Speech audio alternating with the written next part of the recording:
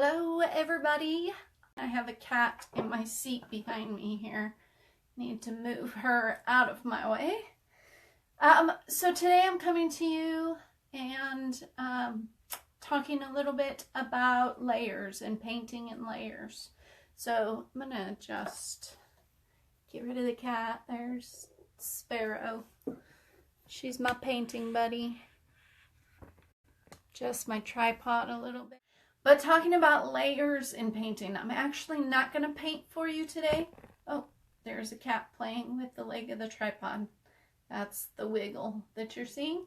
I'm not painting live. I'm just going to show you some steps of a painting, and mainly because I have a lot of work to do and I don't want to take that much time. So I have a bunch of paintings here, and these are the stages of that painting. And so anytime that you're painting, it doesn't matter if you're doing realistic, which is what I mostly do, or if you are doing something abstract, which I have something I'll kind of show you. The same things apply. So it's all about layers and doing lots and lots of layers to get the depth in your paintings. So starting with a blank canvas, here's where this one started, and with the base color, think about what the most dominant color is in your background, and cover your canvas with that. So this one was done really quick in a demonstration, so it's not completely covered, but I would have continued the dark all the way across this entire canvas. The next stage, it actually add in some reds and yellows and greens and things in there. So this would be stage 2, worked on top of that last one that you just saw. And then here's another stage, just working those. Sorry, it looks like the connection's a little wacky, which happens down here in my studio. So you don't get to see details so much, but hopefully you can see how the colors are changing, how there's more being added on top of each layer.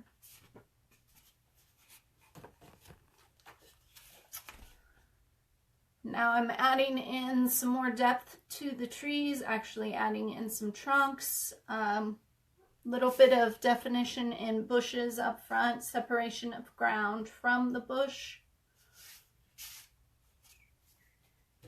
And I probably would have done a few layers in between that and this next one.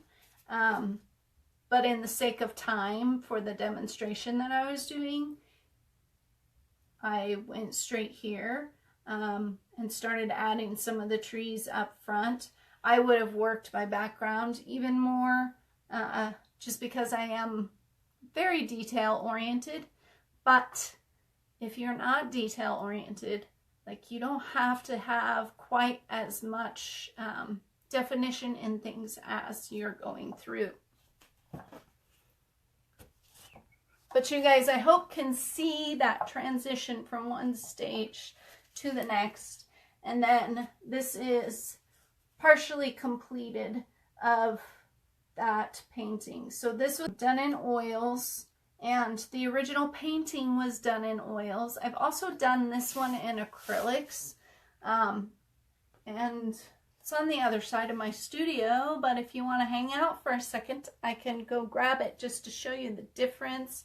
I would still put a lot more layers on these trees to define them and pop out highlights and drop in some more shadows, but I'd like to show you the difference between an oil and an acrylic. So I'm going to grab that other one really quick. Okay, back. Don't know if you heard that. I was tripping over the cats as I went across. I have one that likes to play in anything plastic. So I've got a plastic paint drop cloth on the ground, and she was right where I needed to go. Anyway, here's the acrylic. It needs a lot more attention to detail as far as I'm concerned. But hopefully you can kind of see the difference in the luminosity of the oils as opposed to acrylics. I don't know if you can see that on the camera or not. But I absolutely love working in oils.